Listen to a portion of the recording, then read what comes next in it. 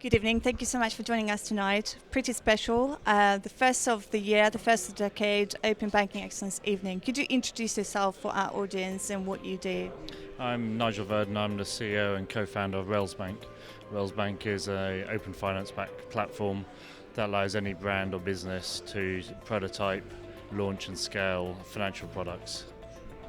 Thank you very much. I've got a very interesting question, and it's something that, I'd like to get your opinion on. So who do you think open banking is for? Who's the customer?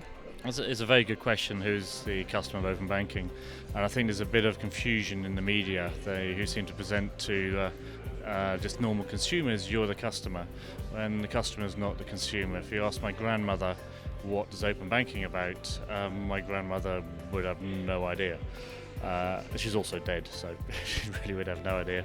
But the customer for open banking is really third parties like the fintech community to build better products, for brands to do interesting access to people's bank accounts. So, for example, if a brand's going into financial services, or a brand like Sainsbury's wants to do short-term lending to somebody to be able to buy their groceries, they know the person, they've got data on them for marketing, they can use open banking to get financial data on them. That's a useful use case. Another one is other businesses that you might not think intuitively that's about open banking. Rental, if you rent an apartment, you need some sort of credit understanding of somebody, and the traditional credit agencies don't give a real decent picture of somebody. You could use open banking to get, does this person get paid? Are they paid by the employee they say they are? You can get hold of that data. So there's all sorts of interesting use cases that open banking can be applied to, but it's not the consumer. The consumer, there's a benefit of third-party services that are delivered by other companies and apps, etc., that sit on top of open banking. What are the good sort of like examples of, open banking adoption? Are there good examples to follow? Sure. I mean, if you look at, again, who open banking is targeting and also what open banking is. So for example, in India, open banking, they define it as the open payment stack, the UPI payment stack. And it's not just a piece of technology. They put identity, they put equivalent of faster payments in India, and made that available to payment type banks to sell to third parties. And that has really opened up the ability for people to go digital with cash. And why is that important? Because the identity piece, and everybody in India now has to carry an identity card because of the government, is able to know who is sending money to who. So you can build products that were traditionally in the cash world to send money. You can give people access to banking with a UPI account that they never had before. And so they're really about financial inclusion. It's a great piece of work. If you look at it in the UK, it's just having baby steps, to be honest, and compared to what's happening in India. And in other areas like Singapore, it's not really open banking. Banks have just put APIs on their silos. So it's just another way of opening the door to the bank. Instead of walking the branch, you just walk in through the API. But the actual experience behind the scenes is fairly similar. But I think one of the real issues I think the industry really needs to adopt is a clear definition of open banking. I think it could be a great thing for OBE to start defining what open banking is and creating that common view. So I think there still is confusion. Well, it's a brand new market. Let's see how we can actually define it. Oh, it's very interesting. It leads really nicely to my next question. So bringing it back to the UK. So again, just we know that the UK has been setting the tone for the rest of the world. We talk about Europe, we talk about APAC, different examples. But as you said, and some people would agree with you that so far it's been like baby steps. So how do you get that baby walking before the baby starts running? Sure. Yes, the UK has, I think, been very brave and government support. And it's very much around trying to break up some monopoly.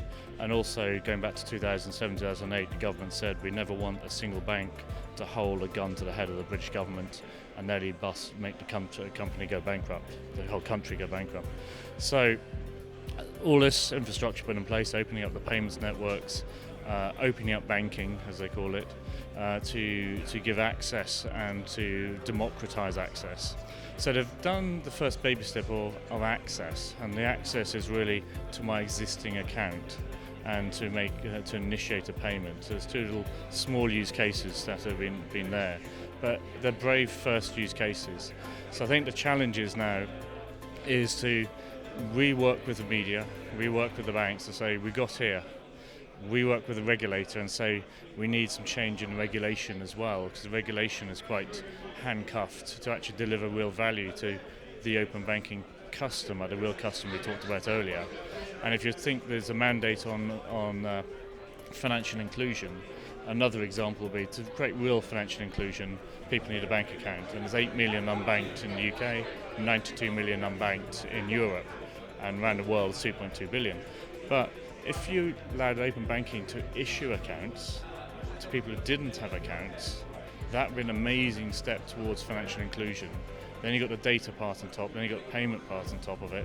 It would be a meaningful thing for open banking. So to get the baby walking, as you might say, to let it grow up, we need media support, we need support from the regulator, support from the banks, and support for better outcomes of the customer of open banking and the end consumer who consumes products built on top of it.